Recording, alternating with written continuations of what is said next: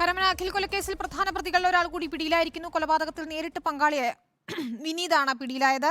തിരുവനന്തപുരം ചെങ്കൽച്ചൂളയിൽ നിന്നാണ് പ്രതിയെ പിടികൂടിയിരിക്കുന്നത്. സുനിഷ അയ്യല്ലൂർ നൽകും വിവരങ്ങൾ. സുനിഷ, കേസിൽ ഇനി ഒരാൾ കൂടി ആണ് പിടിയിലാകാനുള്ളത്. വിനീതിനെ എവിടെ നിന്നാണ് പിടികൂടിയിരിക്കുന്നത്? എന്താണ് അതിന്റെ വിശദാംശങ്ങൾ? വിനീത, അല്പസമയം മുമ്പ് തിരുവനന്തപുരത്തെ ചെങ്കൽച്ചൂളയിൽ വെച്ചാണ് വിനീത് രാജിനെ പിടികൂടിയിരിക്കുന്നത്. നേരത്തെ തന്നെ ഈ മുഖ്യപ്രതിയായ അഖിലിനെ രാവിലെ തന്നെ തമിഴ്നാട്ടിൽ നിന്നും പോലീസ് അറസ്റ്റ് ചെയ്യുകയും ചെയ്തിരുന്നു.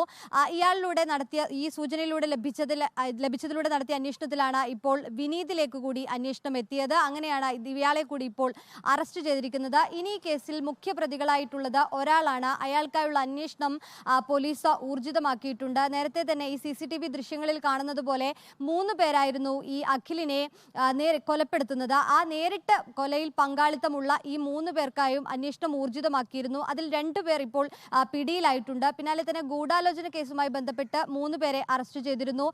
ഈ 3 പേരും ഗൂഢാലോചന കേസിൽ നേരിട്ട് ഉൾപ്പെട്ടിട്ടുള്ളവരാണ്. ഒപ്പം തന്നെ കഴിഞ്ഞ ദിവസം ഇന്നോവ കാർ ഓടിച്ചിരുന്ന ഡ്രൈവർ അനീഷിനെയും പോലീസ് അറസ്റ്റ് ചെയ്തിരുന്നു. അങ്ങനെ ഇപ്പോൾ കേസിൽ നിലവിൽ 6 പേർ, മുഖ്യപ്രതികളായ 2 പേരും ഗൂഢാലോചന കേസിൽ 4 പേരും പിടിയിലായിട്ടുണ്ട്. ഇനി ഒളിവിൽ കഴിയുന്ന ഒരാൾ, ഇയാൾക്കായുള്ള അന്വേഷണമാണ് പോലീസ് ഊർജിതമായി തുടരുന്നത്. സുമേഷ് എന്ന ആളാണ് നിലവിൽ ഒളിവിൽ കഴിയുന്നത്.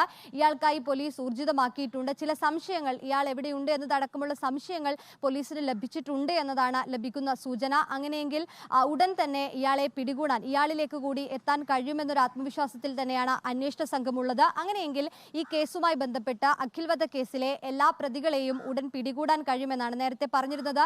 കാർ ഓടിച്ചിരുന്ന അനീഷ്, ഒപ്പം തന്നെ ഈ 3 അംഗ സംഘം, ഈ CCTV ദൃശ്യങ്ങളിൽ കാണുന്നത് പോലെ അഖിലിനെ നേരിട്ട് മർദ്ദിക്കുന്ന, കൊലപ്പെടുത്തിയ ഈ 3 അംഗ സംഘം, ഒപ്പം ഗൂഢാലോചന നടത്തിയ 4 പേർ. ഇതിലപ്പുറം മറ്റാർക്കെങ്കിലും അടക്കം പങ്കുണ്ടോ എന്നതും അന്വേഷണ സംഘം പരിശോധിക്കുന്നുണ്ട്. ഏതായാലും നിലവിൽ ഇപ്പോൾ 6 പേർ പിടിയിലായിട്ടുണ്ട്. ഒരാൾക്കായി അന്വേഷണം ഊർജിതമാക്കിയിരിക്കുകയാണ് വിനീത. ശരി, സുനിഷ അയ്യല്ലൂരാണ് വിവരങ്ങൾ നൽകിയത് തിരുവനന്തപുരത്ത് നിന്ന്.